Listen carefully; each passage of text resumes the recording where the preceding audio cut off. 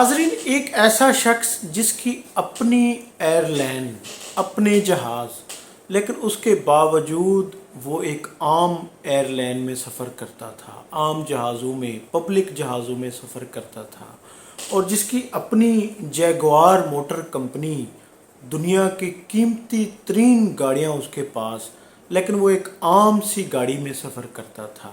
وہ اپنا بیگ خود اٹھاتا تھا، وہ اکیلا رہتا تھا، سادہ کھاتا تھا اور انتہائی کم گو۔ اور ناظرین، اس کے بارے میں ایک واقعہ مشہور ہے کہ ایک دفعہ اس کے دوست نے اس کو کہا کہ اگر تمہیں سکون چاہیے تو میرے ساتھ آؤ۔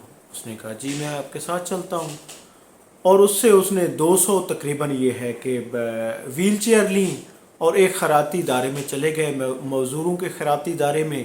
تو وہاں پر اس نے مزدور بچیوں میں وہ جو ویل چیئر تھی وہ بانٹ دیں، اور جاتے ہوئے ایک بچہ اس کی ٹانگ سے لپٹ گیا تھا۔ تو اس نے بچے کو کہا کہ بیٹا کچھ اور چاہیے؟ تو انہوں نے کہا نہیں، میں صرف آپ کا چہرہ غور سے دیکھنا چاہ رہا ہوں، تاکہ کل قیامت کے روز کے بعد جب ہم جنت میں ملیں تو میں آپ کو پہچان سکوں۔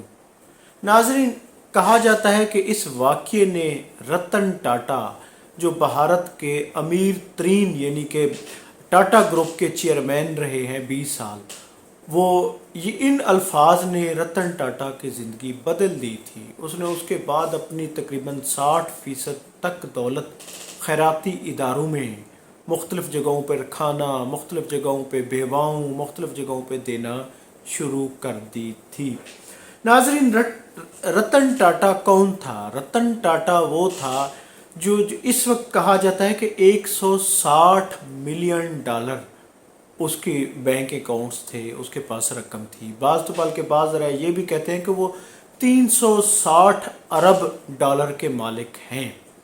ناظرین، بھارت کے یعنی کہ اس نے سٹیل مل بنائی، اس نے کاروں کے وہ بنائے، اور اس نے ناظرین ایک نمک کی کمپنی سے لے کر اس نے یعنی کہ بھارت میں جہاز تک بنائے، لیکن اپنی فائلیں خود اٹھاتے تھے۔ رتن ٹاٹا نے زندگی بھر شادی نہیں کی۔ رتن ٹاٹا 1937 میں پیدا ہوئے تھے اور یہ آج ہی وفات پا گئے ہیں۔ 86 سال انہوں نے زندگی یہاں پہ گزاری ہے، لیکن اس نے بہت ہی انمول میسج چھوڑے ہیں۔ اس نے ہمیشہ سادگی اپنائی ہے۔ اس نے کہا ہے کہ ہمیشہ مشکلات کا سامنا کریں، یہ آپ کو اوپر تک لے جاتی ہیں۔ ناظرین، اس کی جو کمپنیاں تھیں، اس میں تقریباً یہ ہے کہ اس کا کاروبار 100 سے زائد ممالک میں پھیلا ہوا تھا۔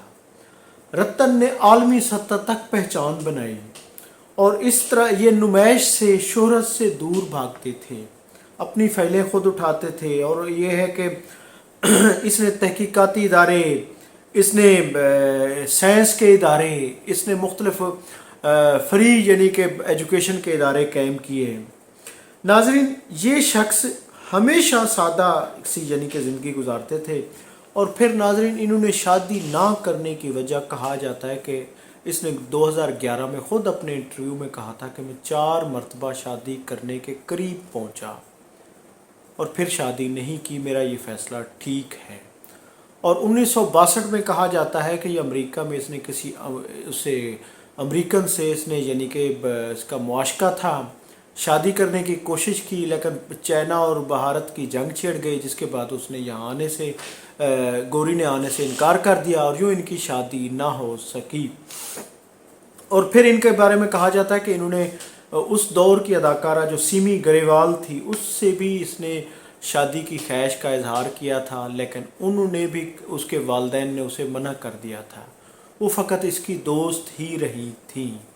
ناظرین، رتن ٹاٹا بھارت کی انڈسٹری کا، بزنس انڈسٹری کا اتنی بڑا نام، جو یعنی کہ جس پہ آج اس کی تدفین کے موقع پر یعنی کہ اس پہ مسلمان بھی شامل ہیں، ہندو بھی شامل ہیں، عیسائی بھی شامل ہیں، شودر بھی، تمام نچلے طبقات بھی وہ ہیں، اس میں شامل ہیں۔